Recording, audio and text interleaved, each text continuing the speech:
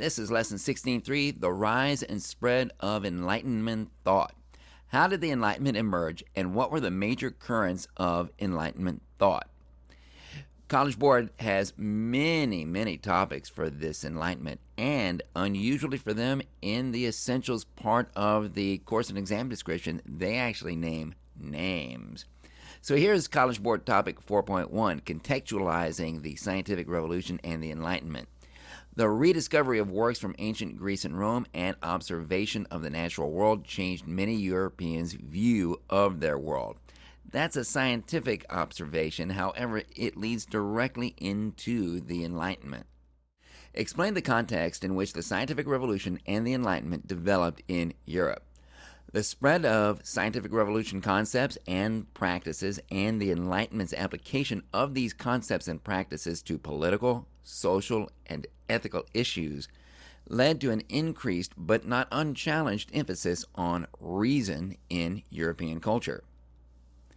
Enlightenment thought, which focused on concepts such as empiricism, skepticism, human reason, rationalism, and classical sources of knowledge, challenged the prevailing patterns of thought with respect to social order, institutions of government, and the role of faith. New political and economic theories challenged absolutism and mercantilism, and we've got a picture of Adam Smith right there. During the Enlightenment, the rational analysis of religious practices led to natural religion and the demand for religious toleration. And we've got College Board topic 4.3, the Enlightenment. Economic, political, and cultural factors have influenced the form and status of family, class, and social groups in European history, which has in turn affected both the individual and society. Explain the causes and consequences of Enlightenment thought on European society from 1648 to 1815, and that, by the way, is period 2 in our course. Intellectuals, including Voltaire and Diderot, began to apply the principles of the scientific revolution to society and human institutions. Locke and Rousseau developed new political models based on the concept of natural rights and the social contract. And despite the principles of equality espoused by the Enlightenment and the French Revolution, intellectuals such as Rousseau offered controversial arguments for the exclusion of women from political life. The creation and transmission of knowledge, including the relationship between traditional sources of authority and the development of differing worldviews, had significant political, intellectual, economic, cultural, and social effects on European and world societies. Political theories, including John Locke's, conceived of society as composed of individuals driven by self-interest and argued that the state originated in the consent of the governed, in other words, a social contract, rather than in divine right or tradition. And we've got a picture of John Locke right there. Mercantilist theory and practice were challenged by new economic ideas, including Adam Smith's, which espoused free trade and a free market, and we learned all about that in Lesson 17.4. Here's Voltaire and Diderot again. Intellectuals, including Voltaire and Diderot, developed new philosophies of deism, skepticism, and atheism. Religion was viewed increasingly as a matter of private rather than public concern. Places: England, France, the Dutch Republic, Italy, Scotland, East Prussia. Time frame about 1650 to about 1789. Key players of the Enlightenment, and what you see here is just the tip of the iceberg. This movement, the Enlightenment, was huge and it lasted many decades. But what we've got here is we've got John Locke, Montesquieu, Voltaire, Denis Diderot, Jean-Jacques Rousseau, David Hume, Adam Smith, Immanuel Kant, and Cesare Beccaria. Key concepts of the Enlightenment, and there are many more than these: Tabula Rasa, separation of powers, along with checks and balances, social contract, along with things like natural rights, the philosophes, deism, rationalism. So what is our context? We can look at various angles. For example, geography. It's Europe in an age of colonization and exploration, and we're making contacts with people so different from us who we never knew existed. Religion. We've had the Reformation. We've had the 30 Years' War. We're very much used to questioning church beliefs and church practices by this time. Innovations and isms. We've seen the scientific methods, observation, experimentation, empiricism, also known as inductive reasoning. We've seen deductive reasoning, and we've seen Cartesian dualism. And coming up in this lesson, we're going to see Rococo and monism. Institutions. We've already seen lots of monarchy, and another institution that we're going to see is these salons. Political. We've seen strong centralization of states. We've seen absolute monarchs and absolutism. We've seen large bureaucracies develop, political sovereignty, state-based war, standing armies. And you also had the English Civil War and constitutionalism and the Glorious Revolution and the English Bill of Rights. From the economic angle, we've seen the increased movement of people, goods, ideas, increased taxation, mercantilism, trade guilds, and rural industry. And from the social angle, the nobility is still strong, and there's an emerging middle class and an emerging literacy. Two surprising things about the Enlightenment. Number one, it contained a rich mix of diverse ideas. And number two, those ideas were often in conflict with each other. Three central concepts of the Enlightenment. Number one, scientific method can and should be used to study much more than just natural phenomena. It should be used to study all aspects of life: politics, economics, society, government, institutions. You can assume nothing on faith. You must submit everything to rationalism. In other words, thinking secularly. Second central concept, natural laws. Since the scientific method was used to discover natural laws that govern our physical world, planetary motion, inertia, universal gravitation, Boyle's law, etc., what if human society also has laws that govern it? What if you could use those same scientific methods to discover, define, analyze, and categorize laws that apply to human affairs? Progress. That's the number three central concept. What if you could use observation and reason, as well as laws that you discover, to create a better society? Four origins of the Enlightenment. Number one, resistance to absolutism. Number two, religious conflict. We've seen that. Number three, contact with other cultures, particularly through exploration. Enlightenment thinkers versus previous thinkers. First, medieval and Reformation thinkers, they were concerned with things like sin and salvation. Then you had your Renaissance humanists who are concerned with reviving the classical past and celebrating man. And now you have Enlightenment thinkers who are concerned with intellectual progress. These Enlightenment thinkers believed that intellectual progress in their era had gone far beyond that of antiquity. And this idea was evidence to them that unprecedented intellectual advancement was within reach in their time. So where did the Enlightenment begin? Let's begin with the Dutch Republic. The Dutch Republic had lots of religious tolerance, as we've seen. And King Louis XIV of France had repealed the Edict of Nantes in 1685. We learned about that also. And this 1598 edict had settled the French wars of religion and had granted legal protection to Huguenots, and those were French Protestants, French Calvinists, for 87 years. But Louis XIV, he didn't want two religions in his state, so he revoked it. Many of the 200,000 French Huguenots who fled France as a result of Louis XIV's repeal of the Edict of Nantes went north to the Dutch Republic. The Dutch Republic was a safe place from which you could denounce the French monarch, Louis XIV. And Louis XIV's legitimacy as a ruler was being called into question on religious grounds, on political grounds. And if you can't ensure my religious freedom, maybe you shouldn't be my political leader. Pierre Bayle, 1647 to 1706, Dutch Republic skeptic. He was a French Huguenot refugee living in the Dutch Republic, and he systematically and scientifically examined religious beliefs and persecutions of the past, and he wrote a book called The Historical and Critical Dictionary in 1697. And in his book, Bayle discussed two main findings. First, human religious beliefs are all over the place. And second, they often contain beliefs that are factually untrue. Bayle demonstrated that nothing can be known beyond all doubt. Look how convinced the flat earthers are. Baruch Spinoza, 1632 to 1677, Dutch Republic, Jewish monism.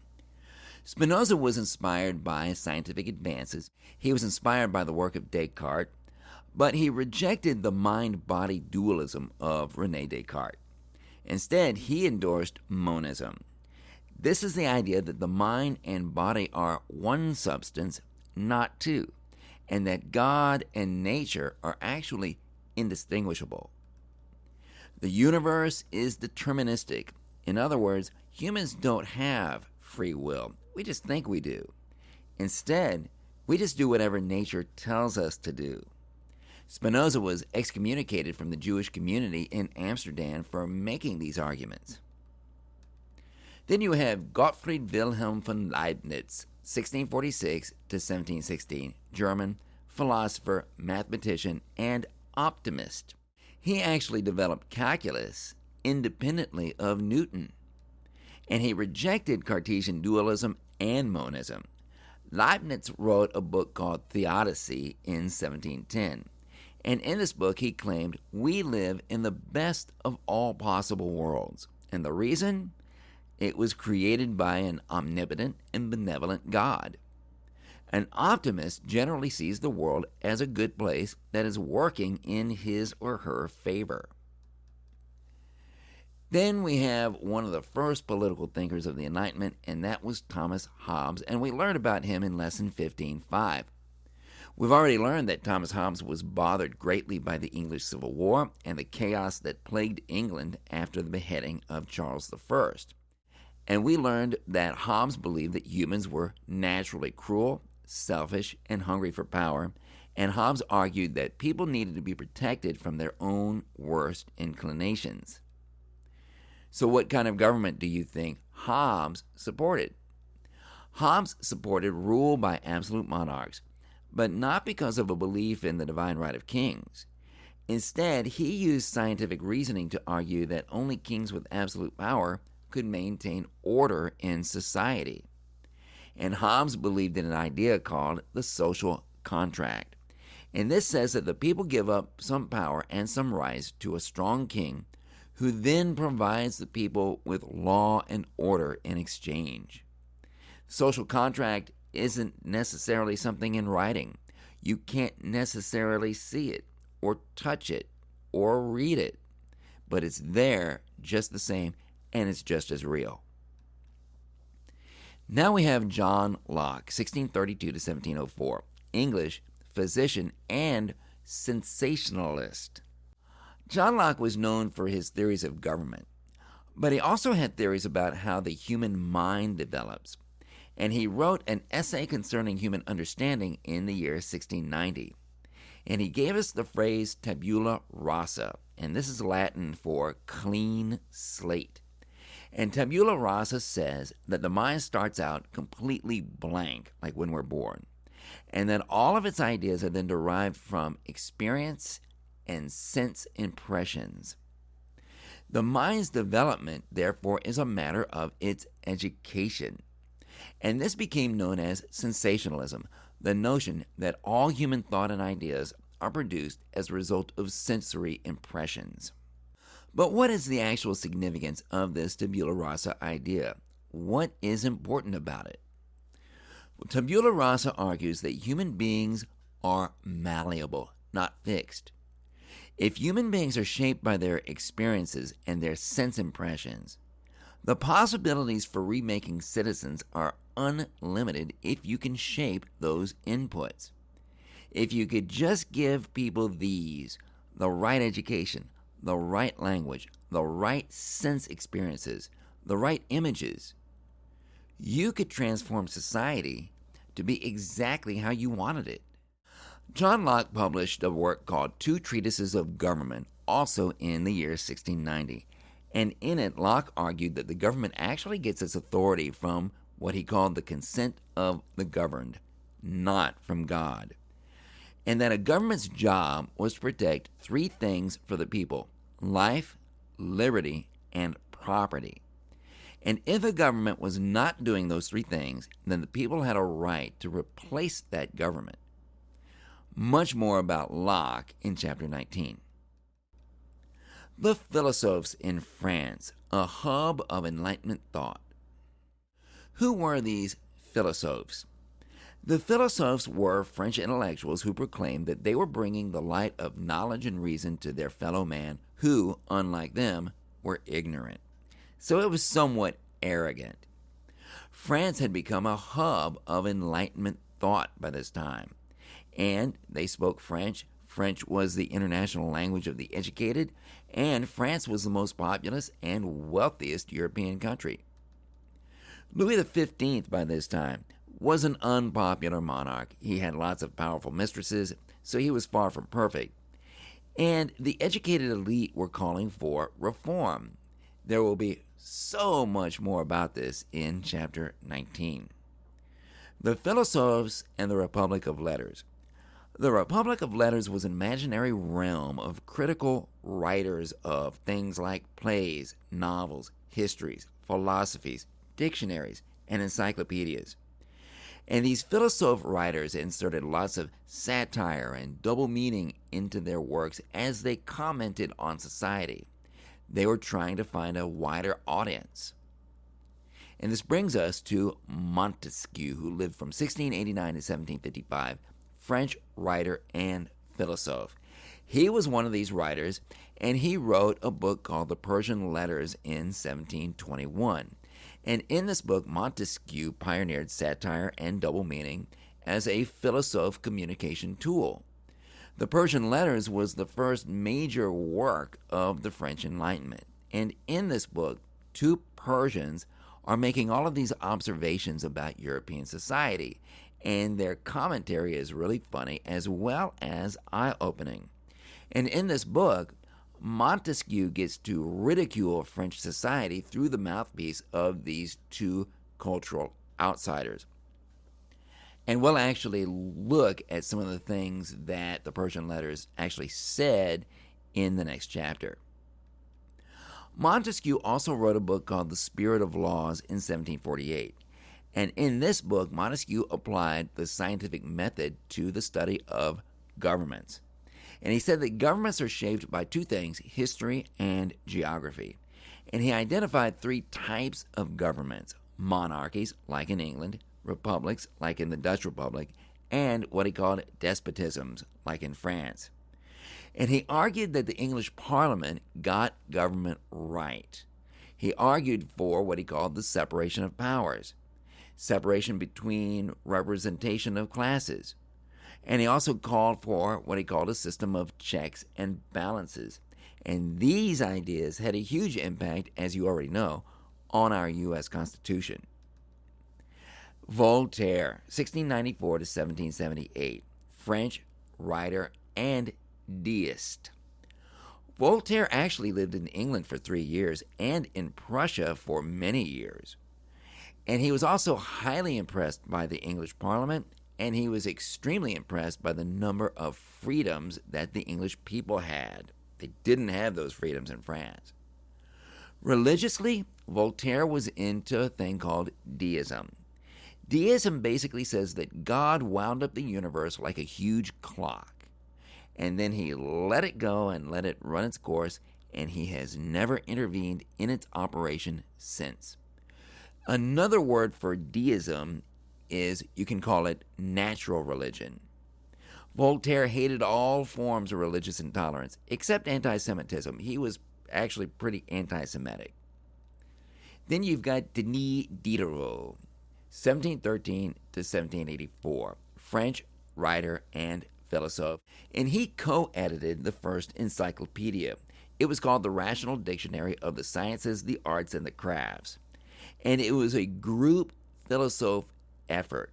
Its stated goal was to teach people to think critically and objectively. It took from 1751 to 1765 to complete, and it had 72,000 articles in it, and it openly criticized such things as intolerance, injustice, and out-of-date institutions.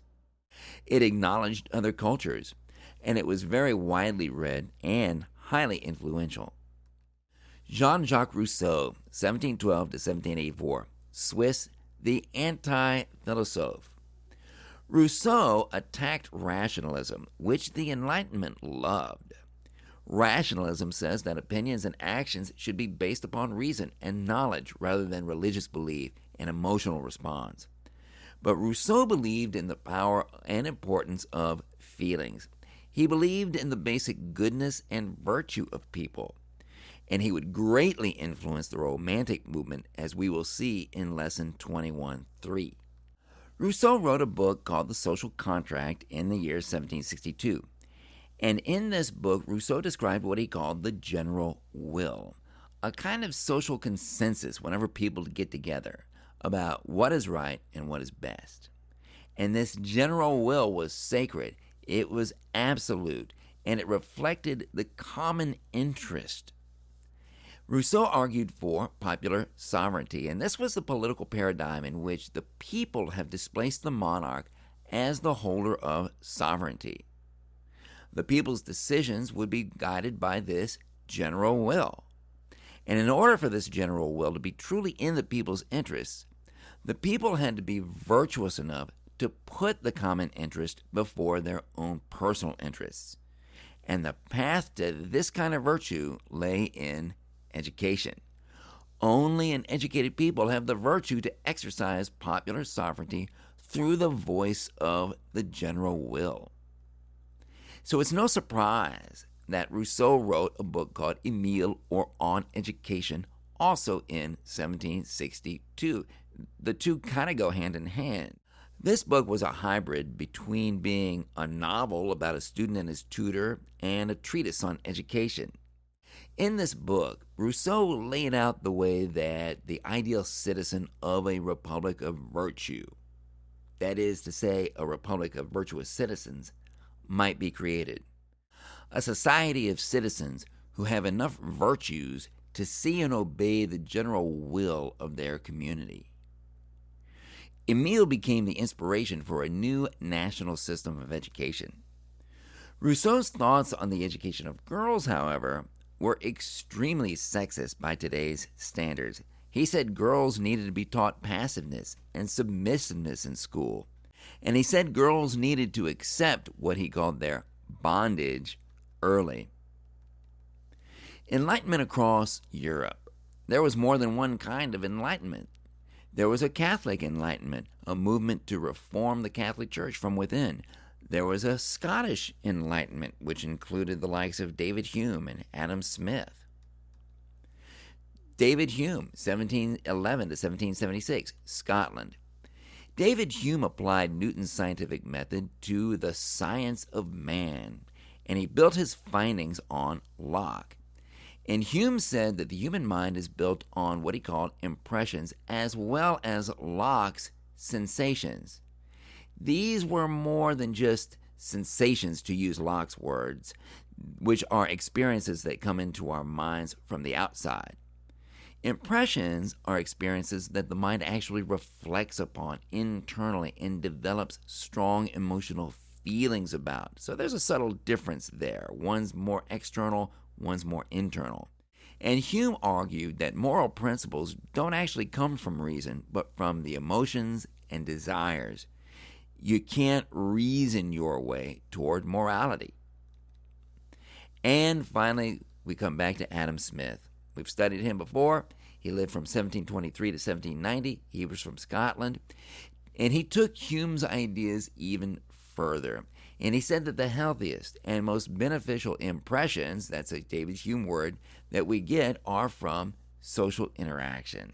It's almost like he lived through our pandemic.